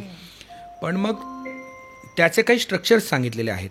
जसं की बेसिक आपल्याला जसं आपण ऐकतो की आग्नेयला किचन असावं, नैऋत्येला बेडरूम असावं, वायव्येला गेस्ट रूम असावं, ईशान्येला तुमचं किंवा वायव्येला तुमचा हॉल असावा, ईशान्येला देवघर असावं, पाण्याची टाकी कुठे असावी, गोष्टी कशा असाव्यात. परत हेच आहे की सगळ्या गोष्टींचा समतोल व्यवस्थित राखला गेला की तिथे सगळ्या गोष्टी होतात. म्हणजे सूर्यकिरणं तुमच्याकडे पूर्वेच्या दिशेने जर येत असतील तर तुम्हाला रोगराई होणार नाही, तुम्हाला व्हायरस किंवा ह्या ज्या काही गोष्टी आहेत त्याच्यापासून प्रोटेक्शन मिळेल. किंवा उत्तर तुमची उघडी असेल तर तिकडून तुम्हाला एक पॉझिटिव्ह एनर्जी येते. तर ह्या सगळ्या गोष्टींची रचना व्यवस्थित पद्धतीने असेल तर घरामध्ये असणाऱ्या व्यक्तींचं शारीरिक, बौद्धिक, आर्थिक, मानसिक ह्या सगळ्या गोष्टी समतोल राहायला मदत होते. तर आता फ्लॅटमध्ये तर सगळ्या गोष्टी होऊ शकत नाहीत, म्हणजे कारण त्याची रचना तो बिल्डरला त्याच्या पद्धतीने करावी लागते. तर मूळ जे मयमतम शास्त्र आपलं जे आहे किंवा विश्वकर्मांनी जे रचलेला जो काही पाया आहे त्यानुसार आपल्याकडे जमिनीमधून जी एनर्जी क्रिएट होते ती हवेतून कधीच होत नाही. तर म्हणून खालून तुम्ही जर जमिनीमध्ये त्या सगळ्या गोष्टी किंवा रंगसंगती पण आहे, तुम्ही काय पद्धतीचं काम करताय त्या पद्धतीने रंगसंगती जर वापरलीत आणि त्या गोष्टीचा जर आधार घेतला तर चांगली प्रगती व्हायला मदत होते. एकच मी अजून यात विचारणार आहे प्रश्न की घर बांधलं, ऑफिस बांधलं झालं, वास्तुशास्त्राप्रमाणे सगळं केलं आपण, पण बऱ्याच गोष्टी आपण घरात ठेवताना सुद्धा विचार करतो की समजा बऱ्याच ठिकाणी एक लाफिंग बुद्धाची मूर्ती असते, काही कासव किंवा प्लांट्स जी निगेटिव्ह एनर्जी तुमची शोषून घेते. तर ह्या गोष्टींचा पण काही परिणाम आपल्या आयुष्यात होतो का, आणि कुठल्या गोष्टी घरात ठेवण्या ह्या शुभ मानल्या जातात आणि कुठल्या अशुभ, त्याबद्दल काही तुम्ही करा मार्गदर्शन आम्हाला. आता परत हा प्रश्न याच्याकडेच जातो आहे की तुमच्या वास्तूची रचना कशी आहे त्यानुसार. म्हणजे कुठलीही गोष्ट, आता काय झालं आहे की बऱ्याचशा गोष्टी वाचनामध्ये येतात, बऱ्याचशा गोष्टी बघण्यामध्ये येतात, म्हणजे ढोबळ अंदाजाने आपण ते घेऊन येतो कारण आपली भावना असते की काहीतरी चांगलं व्हावं. अगदी. पण प्रत्येक गोष्ट प्रत्येक ठिकाणी सूट होते असं नाही. तुम्ही त्या वास्तूच्या रचनेनुसार आवश्यकता असेल तरच ती एनर्जी वाढवली पाहिजे. एक्स्ट्रा एनर्जी पण कधी कामाची नसते, मग ती पॉझिटिव्ह असू देत नाही ते निगेटिव्ह असू देत. तर त्यामुळे ते जसं की आपण म्हणतो ईशान्य कोपरा जलतत्वाशी निगडीत आहे, तर तिथं पाण्याचा कलश, तुमचं फाउंटन असावं, पाण्याचा आवाज तिथून यावा, गोष्टी व्हाव्यात. अगदी तुमचं आग्नेय कोपऱ्यामध्ये किचन नसेल तर तिथे लाल कलर द्यावा किंवा मग लाल कलरचा दिवा लावला तरी ती एनर्जी क्रिएट होते त्या ठिकाणी. नैऋत्य कोपऱ्यामध्ये बेडरूम नाही, पण मग तिथे काहीतरी हेवी काहीतरी ठेवा, जड काहीतरी वस्तू असावी, म्हणजे मग गोष्टींमध्ये अजून समतोल राखायला मदत होते. कारण वास्तूची जी रचना आहे ती एक आपल्या शरीराप्रमाणे मानली गेलेली आहे. वास्तूचं जे डोकं आहे, शीर जे आहे, डोकं आहे ते ईशान्य कोपऱ्यामध्ये आणि वास्तूचे जे पाय आहेत ते नैऋत्य कोपऱ्यामध्ये. अशा पद्धतीची रचना आणि अशा पद्धतीने त्या वास्तूच्या सगळ्या रचनेमध्ये आपण जातो. म्हणून या ज्या गोष्टी आहेत ह्या गोष्टी नक्कीच आपल्याला फायदा देतात. म्हणून पूर्वी आपण म्हणायचो की प्रत्येक घराच्या अंगणामध्ये तुळस पाहिजे. तुळस पाहिजे, बरोबर. ते एक पॉझिटिव्हिटीचं लक्षण आहे की बाबा ते तुळशीपासून मिळणारी एनर्जी. म्हणून रोज सकाळी स्त्रिया आंघोळ झाली की पहिले जाऊन तुळशीचं पूजन करणार, गोष्टी करणार, मग घरामध्ये येऊन मोठ्यांना नमस्कार करणार. ही जी परंपरा पूर्वापार चालत आली ना, हे सगळं निगडीत. आत्ता फक्त काय झालं, आत्ताच्या कालानुरूप त्या सगळ्या गोष्टी मॉडिफाय झाल्यात. आता हे लाफिंग बुद्ध हे जे सगळं जे तुम्ही आत्ता म्हणालात हे सगळं फेंगशुईमधून आलं. म्हणजे ते तिकडे सगळं बाहेरच्या देशातून ते सगळं ह्या सगळ्या कासव आपण ठेवतो. कासव पाण्यामध्ये ठेवावा, पण तो देवघरामध्ये असावा, देवासमोर असावा. मग कासव हे स्नेहाचं प्रतीक आहे, कासव हे शांततेचं प्रतीक आहे. म्हणजे वास्तूची रचना ही कासवाच्या आकाराची सांगितली आहे. आपल्या पुण्यामध्ये आपण पाहिलं तर वास्तुशास्त्राप्रमाणे जर कुठली वास्तू पाहिजे असेल तुम्हाला तर शनिवारवाडा जो आहे तो शनिवारवाडा बघू शकता आपण. तो कासवाप्रमाणे त्याचे बुरुज तुम्हाला बाहेर आलेले दिसतील. जी वास्तूप्रमाणे ती जी रचना आहे ती कासवाप्रमाणे सांगितली. कासव हे स्नेहाचं, शांततेचं प्रतीक आहे. म्हणून कुठल्याही मंदिरामध्ये आपण गेलो तर देवाच्या समोर तुम्हाला कासव दिसतो, तिथे स्थापन केलेला असतो कासव. त्याचं कारण काय, तुम्हाला मंदिरामध्ये पाऊल ठेवत असताना ते एक हिंट देतं. कासव ज्या पद्धतीने आपल्या पिल्लाकडे बघतं आणि आय कॉन्टॅक्टने त्याचं पोट भरलं जातं त्या पद्धतीने परमेश्वराकडे बघा. अच्छा. परमेश्वराची आणि तुमची नजरेला नजर मिळाली तर तुम्ही नक्कीच तुमच्या सगळ्या त्या अस्थिरतेतून बाहेर येणार आहात.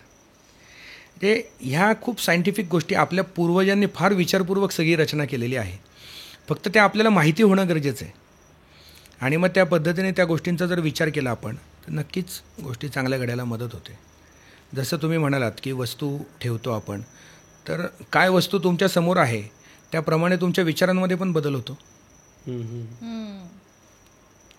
तर त्या गोष्टींचा नक्कीच फायदा होतो. म्हणजे फक्त क्रिस्टल ते आहे, योग्य ठिकाणी किंवा योग्य योग्य ठिकाणी. तुमच्यासाठी काय योग्य आहे हे कळलं ती निवड पाहिजे. तुम्हाला सगळ्या गोष्टी सगळ्यांसाठी नाहीत. बरोबर ते योग्य काय आहे तेच फक्त कोणाशी म्हणूनच स्पेशलायझेशन जे म्हणतो आपण, किंवा न्यूरो सर्जनकडे जायचं तर तोच प्रॉब्लेम घेऊन गेला पाहिजे, हार्ट सर्जनकडे जायचं तर तोच प्रॉब्लेम घेऊन गेला पाहिजे. तर त्या उपचारांचा, त्या गोष्टींचा त्या ठिकाणी उपयोग होतो. त्याच पद्धतीने तुम्ही योग्य व्यक्तीकडे जाऊन, आता फेंगशुई शास्त्रामध्ये काम करणारी बरीच मंडळी आहेत, ज्योतिषशास्त्रामध्ये काम करणारी बरीच मंडळी आहेत, ते प्रत्येकजण तुमच्या आवश्यकतेनुसार तुम्हाला त्याच्यामध्ये मार्गदर्शन नक्की करू शकतात. किंवा दिसलंय बाजारात आणून ठेवा किंवा कोणी दिले म्हणून ठेवून टाका असं करू करू नये. जसं मी मगाशी म्हणालो तुम्हाला की एक्स्ट्रा एनर्जी कधी कामाची नसते. कधी कधी त्या गोष्टी ठेवल्यामुळे त्रासही होऊ शकतो आवश्यकता नसताना. आणि जर आवश्यकता आहे आपल्याला आणि जर आपण ठेवतोय तर मग नक्कीच त्याचा फायदा होतो. ग्रेट.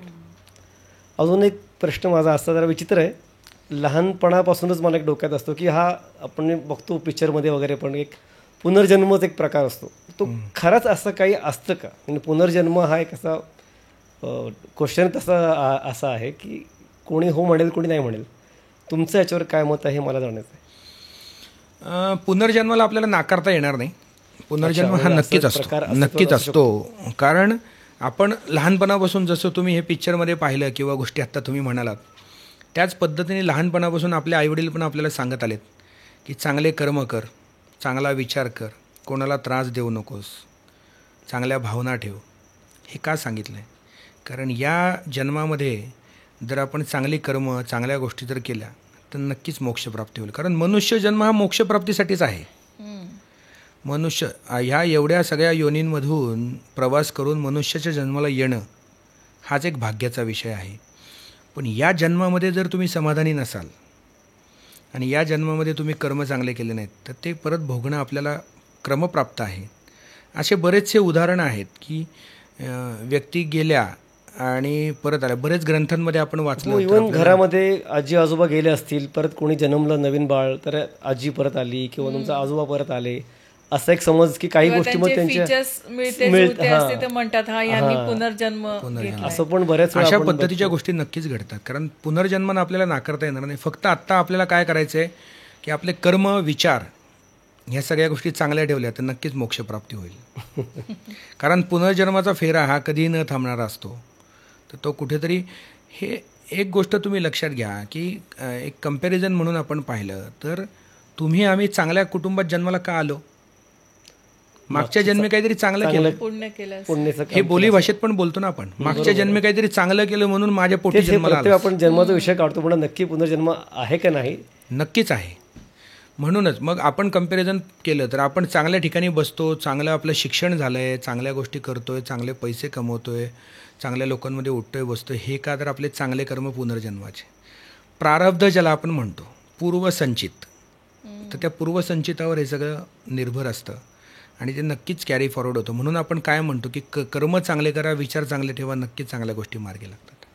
नवरा बायको असो आणि आत्ताची ही जी जनरेशन आहे, टीनेजर्स किंवा मुलं आणि पालक कुठल्याही एजची असो, त्यांच्यामध्ये खूप सारे वादविवाद होत आहेत, अशांतता आहे. नवरा बायकोमध्ये असू दे किंवा मुलं आणि पालक असू दे. तर तुम्ही असे काही सोपे उपाय सुचवू शकाल का की जे आपले ऑडियन्स ऐकतील आणि ते एकदम असे साधे असतील तरी त्यांना त्याचा एक उपयोग होईल? घरातली अशांतता, अस्थिरता किंवा त्यांच्या रिलेशनशिपमध्ये थोडी का होईना पण ती इम्प्रूव्हमेंट होण्यासाठी. कारण रिलेशनशिप डिस्टर्बन्स हे आता प्रत्येक घराघरात आपण बघतो. 80% घरांमध्ये हेच आहे. म्हणजे अगदी मुलांचं आई वडिलांची पटत नाही, नवरा बायकोंचं पटत नाही.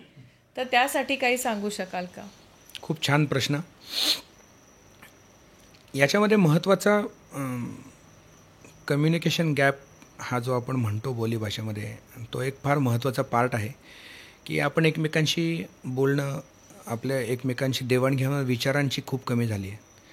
कारण प्रत्येकाला एक इनसिक्युरिटी फील होते की मी जर हे सांगितलं तर तो समजून घेईल का, असं प्रत्येकालाच वाटतं की बाबा माझ्या मनातल्या भावना जर मी व्यक्त केल्या तर तो समजून घेईल का, तो समजून सांगेल का.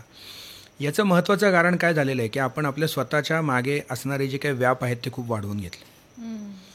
तर थोडंसं काय केलं पाहिजे की प्रत्येकाने जर टाईम मॅनेजमेंट हा जो प्रकार आपण ऐकत आलो आहे पूर्वीपासून, तर टाईम मॅनेजमेंटमध्ये थोडासा परिवारासाठी एक असणारा स्लॉट आहे, तो फिक्स स्लॉट ठेवला पाहिजे.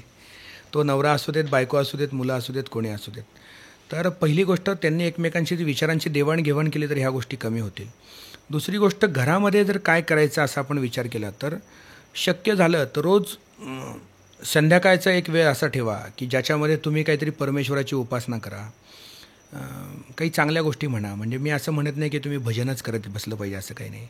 पण तुम्ही थोडंसं, आता माझं असं मत आहे की थोडंसं आपण आता या टेक्नॉलॉजीपासून पुस्तकांकडे वळणं गरजेचं आहे. एक वाचनासाठी थोडासा वेळ द्या. कारण जसं मगाशी म्हणालो, इंटरनेटवर तुम्हाला माहिती मिळू शकते, ज्ञान मिळणार नाही. पण पुस्तक हा एक आरसा आहे आपला. त्या वाचनामुळे आपण खूप गोष्टी, खूप चुका, ह्या सगळ्या गोष्टी रिअलाईज होऊ शकतात. घरामध्ये जर आपण एक ज्योतिषशास्त्रानुसार काही उपाय करायचं म्हटलं तर विष्णू सहस्रनाम जे स्तोत्र आहे, हे स्तोत्र रोज जर आपल्या घरामध्ये आपण ऐकतोय, 29 मिनिट 3 सेकंदाचं ते तुम्हाला सापडेल इंटरनेटवर. तर ते रोज जर तुम्ही तुमच्या घरामध्ये लावताय किंवा ते ह्याच्यावर तुम्ही ऐकताय, तर याचा खूप चांगला फायदा तुम्हाला होऊ शकतो. दुसरी गोष्ट, रोज मुलांना सवय लावा, रोज संध्याकाळी एक 5 मिनिट तरी देवापुढे काही प्रार्थना करावी. जसं आपण म्हणतो की सकाळी झोपेतून उठलो, आपण झोपेतून उठल्यानंतर एखादा दिवस खराब गेला तर सहज तोंडातून वाक्य जाते की अरे सकाळी कोणाचं तोंड बघितलं काय माहिती, दिवस सगळा वाईट गेला. बरोबर. मग मला सांगा, आपल्या घरामध्ये आपण मोजकीच लोक असतो, तीच व्यक्ती शेजारी असणार आहे रोज, आणि त्याच व्यक्तीचं तोंड बघून दिवस खराब किंवा वाईट जाईल का? असं होत नाही. म्हणून आपल्या शास्त्रामध्ये काय सांगितलं, सकाळी झोपेतून उठला, डोळे उघडले की पहिल्यांदा हात समोर धरायचे आणि म्हणायचे, कराग्रे वसते लक्ष्मी, कर मध्ये सरस्वती, कर मूले तू गोविंदम, प्रभाते कर दर्शनम. आपल्या नशिबात आहे ते होणार आहे, कोणाचं तोंड बघून काही होत नाही. आणि मग काय होतं, डोळे उघडून तुम्ही ती प्रार्थना करून दिवसाला सुरुवात केली की एक पॉझिटिव्हिटी तिथेच क्रिएट होते. आपण ही सुरुवात केली. मग जमिनीवर बेडवरून पाय ठेवायच्या आधी भूमिमातेची प्रार्थना करायला सांगितली आहे. समुद्र वसने देवी, पर्वतस्तन मंडले, विष्णुपत्नी नमस्तुभ्यम, पादस्पर्शं क्षमस्व मे. तिची क्षमा मागून पाय ठेवायचं आहे. अच्छा. कारण मातृभूमी म्हणतोय आपण आईला. म्हणजे आपण चालताना लहान मुलाला, मोठ्याला कोणाला पाय लागला तर नमस्कार करतो, सॉरी म्हणतो. मग तसं बेडवरून जमिनीवर पाय ठेवायचे, तिची क्षमा मागा, मग पाय ठेवा. हे सगळे संस्कार आपण विसरलो. आणि हा सगळा जो गॅप निर्माण झाला ना, त्याच्यामुळे वादविवाद, विसंगती, या सगळ्या गोष्टी वाढत गेल्या. पूर्वी बघा, एकत्रित कुटुंब पद्धती होती, त्यामुळे काय व्हायचं, विचारांची देवाणघेवाण खूप व्हायची. आता काय झालं, प्रत्येकजण इंडिव्हिज्युअली, प्रत्येकाला वाटतं आपल्या 4 भिंतीच्या बाहेर कोणाला काही कळायला नाही पाहिजे. बरोबर. असं न करता ज्यावेळेला संवादाला सुरुवात होईल, एकमेकांशी विचारांची देवाणघेवाण, आपण म्हणतो ना, चांगले 2-3 मित्र असतील ना, तो माणूस फार फ्रेश असतो. कारण तो काय करतो, काही झालं तरी मित्राला जाऊन सांगतो. त्याला माहिती असतं माझा मित्र कोणाला काही सांगणार नाही. त्या पद्धतीची भावना आपल्या पत्नीबद्दल, आपल्या मुलांबद्दल ज्यावेळेला निर्माण होईल, त्यावेळेला नक्की चांगलं घडेल. पण घरामध्ये उपासना आपल्या कुलदेवतींची करावी, गणपतीची उपासना रोज करावी, ज्याचा नक्की चांगला फायदा होतो. मेडिटेशन करावं, अर्धा तास स्वतःला द्यावा, शांत डोळे झाकून बसावं. याने राग शांत होणं, चिडचिड कमी होणं, या गोष्टीला चांगला फायदा होईल. वाव, किती छान, खूप सुंदर सांगितलं. म्हणजे हा पॉडकास्ट करण्याच्या आधी आम्हालाही दोघांना बऱ्याचशा गोष्टी माहिती नव्हत्या. पण आज हे पण एक शास्त्र आहे, गणित आहे, फिजिक्स आहे, आणि ह्याचा आपल्या आयुष्याशी खूप जवळचा संबंध आहे. म्हणजे खूप सुंदर सांगितलं आज तुम्ही. तर आज इतका सुंदर पॉडकास्ट झाला. आणि पुढे जाण्याआधी किंवा आपण हा पॉडकास्ट कन्क्लूड करण्याआधी आमच्या पॉडकास्टचा एक प्रोटोकॉल आहे. आम्ही एक मिथ्स अँड फॅक्ट्सचा राऊंड घेतो. तर ते 5 मिथ्स अँड फॅक्ट्सचे प्रश्न मी तुम्हाला विचारणार आहे. पहिलं म्हणजे, शनीला नारळ अर्पण केला की 7.5 गायब होते? 7.5 गायब नाही होत, पण ती उपासना केल्यामुळे, तिथे जाऊन प्रार्थना केल्यामुळे तुमच्या मानसिकतेमध्ये नक्की बदल होतो. अच्छा. घराच्या दरवाजावर लिंबू आणि मिरच्या लावल्या की वाईट नजर लागत नाही? असं नक्कीच होतं असं नाही, पण सायंटिफिकली पाहिलं तर लिंबू हे काय करतं की एक तुम्हाला, जसं मेडिकली पण आपण लिंबू वापरतो, बऱ्याच ठिकाणी गोष्टी असतात, तर त्याचं कारण ते आहे की कुठल्याही प्रकारची वाईट, म्हणजे जसं आपण किडे, निगेटिव्ह एनर्जी, ह्या सगळ्यांना प्रोटेक्शन करायला नक्कीच मदत होते त्याने. अच्छा. दरवाजावर गणपती लावला की मुलगा आणि वडील यांच्यामध्ये भांडणं होतात? असं कधीच होत नाही. गणपती बाप्पा हे निर्विघ्नतेची देवता आहे, त्यामुळे हा पूर्णपणे गैरसमज आहे की गणपती बाप्पाचा फोटो दरवाजावर लावले की वडिलांमध्ये आणि मुलामध्ये भांडणं होतात. कारण इंटरनेटमध्ये हे खूप व्हायरल मध्ये झाले झालं होते होतं. क्लिप. हां, आता ते असंच झालेलं आहे. मगाशी आपण जसं बोललो की अर्धवट गोष्टींवर आता खूप सोपं झालेलं आहे टेक्नॉलॉजीमुळे, की बसला व्हिडिओ बनवला आणि तो व्हायरल केला आणि व्हायरल करत असताना चांगला वाईट हा विचार न करता तो लोकांपर्यंत पोहोचून जातो. आता आम्हाला पण रोजच्या रुटीनमध्ये हा फार प्रश्न पडतो की जसं आज आपण पाहिलं तर पेशंट डॉक्टरांकडे जाताना आणि कुठलीही व्यक्ती ज्योतिषाकडे जाताना इंटरनेटवर सगळा अभ्यास करून पोहोचतो. होऊनच जाते. अर्धे अर्धे डॉक्टर येतात अर्धे डॉक्टर म्हणजे प्रिस्क्रिप्शन लिहित असतानाही तो सांगतो अरे अरे हे का लिहिलं, ह्याचे तर मी खूप दुष्परिणाम पाहिलेत, असं झालंय. म्हणजे त्या नॉलेजला काही गोष्टी राहिल्या नाहीत इंटरनेट वाचनामुळे. तर मला असं वाटतं की तुम्ही योग्य विचार करून गोष्टी करा, फॉलो करा. म्हणजे मी असं म्हणत नाही की कुठल्या गोष्टीवर अंधश्रद्धा ठेवा. तुम्ही जे करायचे ते श्रद्धेने करा आणि जे योग्य आहे तेच करा. अशी गोष्ट करा की ज्याने कोणाला कधी त्रास नाही होणार. एवढी काळजी आपण घेतली ना तर त्याचा दुष्परिणाम कधीच होत नाही. ओके. स्वप्नात साप दिसला की पैसा मिळतो. असं काही होत नाही. स्वप्नात कोणी काही दिसलं तरी होत नाही. कर्म हे करावे लागतात. कर्म केल्याशिवाय पैसा मिळत नाही. आणि शेवटचा प्रश्न, मांजर आडवं गेलं की तो अपशकुन होतो. हां, असं कधीच घडत नाही. हे सगळे गैरसमज आहेत. मांजर आडवं गेलं आणि गेलं. तुमच्या विचारांमध्ये जर दूषिता असेल आणि विचारांमध्ये जर अस्थिरता असेल तरच तुमची कामं गडबडीची होऊ शकतात. ते प्राणी आपल्याला आडवं गेलं आणि गोष्टी गेल्या म्हणून असं कधीही घडलेलं नाही, कधीही घडत नाही. देशमुख गुरुजी, तुमचे आज मनापासून आभार आणि धन्यवाद. आज बऱ्याचशा गोष्टी आम्हाला आज नवीन कळल्या. आम्हाला बिंग डॉक्टर्स इतक्या वर्ष आम्हाला त्या माहीत नव्हत्या आणि नेहमी आम्ही सायंटिफिक बेस, एक शास्त्र आणि एक ज्योतिषशास्त्र यामध्ये सांगड कशी घालावी याबद्दल तुम्ही आज बरंच आमचं म्हणजे ब्रेन वॉश पण केलं आहे आणि आमचे प्रेक्षक पण नक्कीच त्यांना या गोष्टी बघून नक्कीच त्यांना नवीन नवीन गोष्टी शिकायला मिळणार आहेत की उगाच अंधश्रद्धा म्हणून काही गोष्टी कराव्यात त्या न करता त्याला सायंटिफिक बेस असावा. आणि जसे गुरुजी सांगतात की कोणीतरी एक मेंटर तुमचा असावा, एक कायमचे एक गुरुजी असे तुम्ही निवडा की जे तुम्हाला योग्य वेळी योग्य मार्गदर्शन करतील. तुमचं पुन्हा एकदा धन्यवाद. Thank you so much for coming here, Guruji. Today's episode was definitely an enlightenment for all of us and our audience also. आणि तुम्ही एक खूप सुंदर सांगितलं की आपल्याला दोन गोष्टी खूप आवश्यक असतात, पेशन्स अँड पर्सिस्टन्स. बस हे दोन असलं की आपण जग जिंकू शकतो. आणि त्याचबरोबर सरेंडर. आज इतकं सुंदर ऐकायला मिळालं, खूप शिकायला मिळालं आणि तुमचा बहुमूल्य वेळ आम्हाला दिल्याबद्दल तुमचे खूप खूप आभार. धन्यवाद. आणि before we conclude this episode, एक 2 वाक्यांमध्ये आमच्या सर्व श्रोत्यांसाठी एक टेक अवे मेसेज तुमच्याकडून द्या. मी सर्वांना आवर्जून हेच सांगू इच्छितो की आपल्या आयुष्याकडे बघण्याचा दृष्टिकोन हा सकारात्मक जर ठेवलात तर नक्कीच तुमच्या पत्रिकेत, तुमच्या वास्तूमध्ये छोट्या मोठ्या ज्या काही अडचणी असतील त्या अडचणी तुम्हाला काही करू शकणार नाहीत. पण योग्य मार्गदर्शन घ्या. योग्य मार्गदर्शनाशिवाय काहीही करू नका. स्वयंचालित कुठलेही प्रोफेशनल तुम्ही बनू नका. म्हणजे घरचा जो वैद्य आपण म्हणतो, एखादा घरचा वैद्य म्हणून पुस्तक आणतो आपण आणि त्याच्यावरून उपचार करत बसतो, असं करू नका. नक्कीच ज्या वेळेला शारीरिक अवस्था असते त्यावेळेला डॉक्टरांकडे जावं लागतं. जर कुठल्याही न्यायालयीन गोष्टी असतील तर वकिलांकडे जावं लागतं.